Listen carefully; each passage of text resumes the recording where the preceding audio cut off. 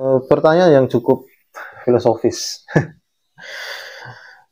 Nah gini, kita kembali ke belakang dulu. Kita melirik kepada aspek sejarah bahwa dulu ada mitologi Yunani yang dimana eh, ada yang namanya Dewa Zeus, Dewa Hermes, Poseidon, Hades, Tyche, Metis, dan sebagainya. Banyak sekali nama dewa.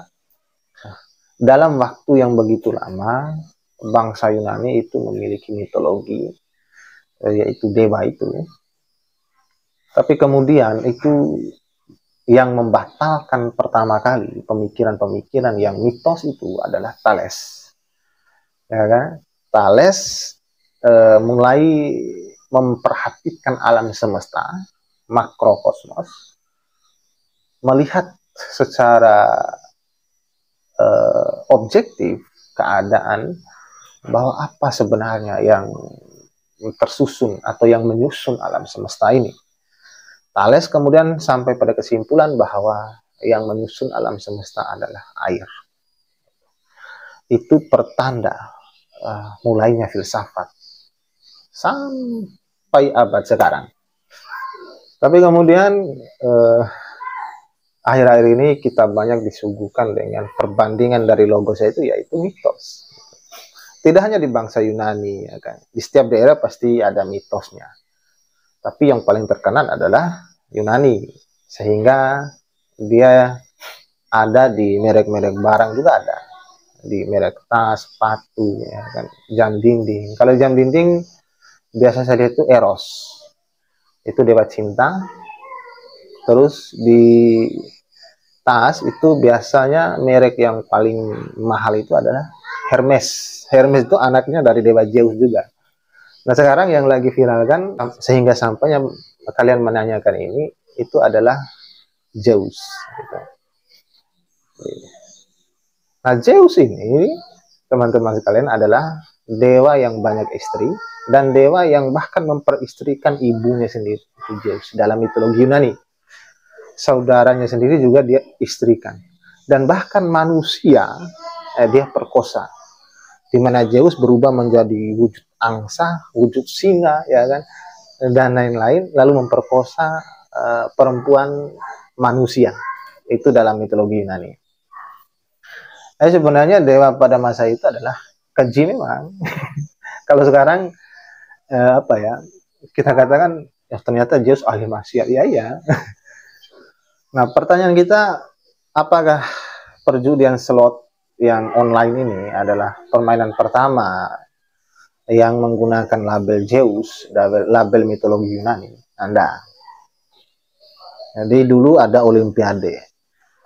Olimpiade itu kaitannya dengan tempat tinggal mereka, yaitu Gunung Olympus. Dari nama gamenya yang terampung di dalamnya itu disebut Olimpiade. Di dalam Olimpiade itu, siapapun yang menang itu akan kaya mendadak juga, karena hadiahnya begitu besar. Dan bebas memilih istrinya, karena memang di bangsa Yunani dulu, wanita yang sudah beristri itu tidak boleh pergi menyaksikan agenda Olimpiade, acara Olimpiade itu. Lomba lari dia dulu, lomba lari, karena memang lomba larinya laki-laki itu telanjang bulat, nggak pakai apa-apa. Itu ya kalian bisa bayangkan lah bagaimana lahto-lahtonya dan sebagainya.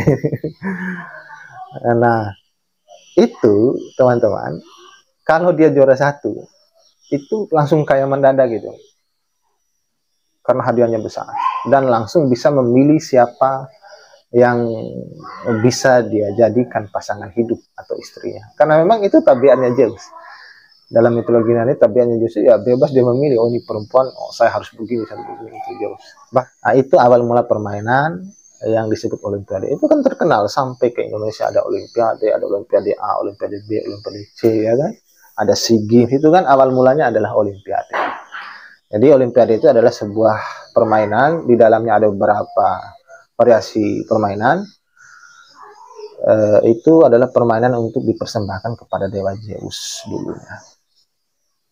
Nah sekarang ada slot. Nah slot ini, kenapa dia logonya itu Dewa Zeus? Ya, Nah, jadi kalau kembali kita memikirkan dari belakang tadi, ya kan, dari segi ekonomi ya wajar saja karena memang orang yang membuat produk ya perjudian slot ini supaya kan bisa memanipulasi pasar, di mana orang-orang tidak lagi awam ya, tidak lagi apa namanya, tidak lagi merasa asing. Orang-orang tidak akan lagi merasa asing melihat kakek tua itu, karena memang itu sudah sering dilihat ya kan, sering disaksikan, di gambar-gambarnya juga banyak. Itu adalah strategi pasar saja. Tapi di balik itu ada sesuatu yang menarik yang bisa kita lihat, bahwa bila semakin banyak orang yang memainkan judi slot ini, artinya semakin banyak orang yang terpapar mitos kembali. Itu artinya. Padahal perjuangan Thales sampai dengan masa kejayaan intelektual manusia itu adalah mengedepankan logos. Sekarang dengan hadirnya judi online yang bernama slot, itu mengedepannya kan bukan logos lagi. Logos itu harus dibatalkan. Ya. Logos harus dikesampingkan, yang dikedepankan adalah mitologi yang berasaskan nafsu untuk kaya mendadak. Sebagaimana yang terjadi pada Olimpiade yang pertama kali dilakukan oleh bangsa Yunani untuk dipersembahkan kepada dewa Zeus. Seperti itu. Nah, ketika kita sudah mendapatkan kemenangan langsung kaya mendadak, ya kan kita apa ya, seolah nggak ada jiwanya apa yang kita dapatkan itu. Ya pasti uangnya habis saja ya, kita karaokean lah, kita minum arak, kita minum. Memang itu tradisi yang dilakukan oleh bangsa Yunani pada Olimpiade dahulu. Nah, satu hal juga bahwa